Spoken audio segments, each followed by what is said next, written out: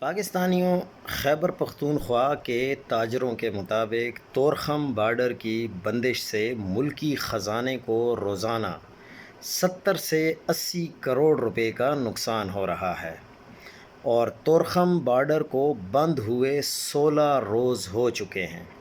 تو یہ ایک اندازے کے مطابق تقریباً 12 سے 13 ارب روپے کا نقصان بنتا ہے۔ سرحد چیمبر آف کامرس کے سابق صدر زاہد شنواری نے کہا ہے کہ بارڈر بند ہونے سے تاجروں، ٹرانسپورٹرز اور عوام کو نقصان ہو رہا ہے۔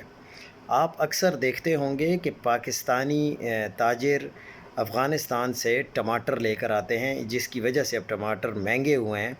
وہ وہاں پر 6 7 8 دنوں سے کھڑے ہیں، اور ٹماٹروں کے اوپر وہ جو اولی جس کو بولتے ہیں وہ لگ چکی ہے، اور ٹماٹر مکمل طور پر خراب ہو چکے ہیں۔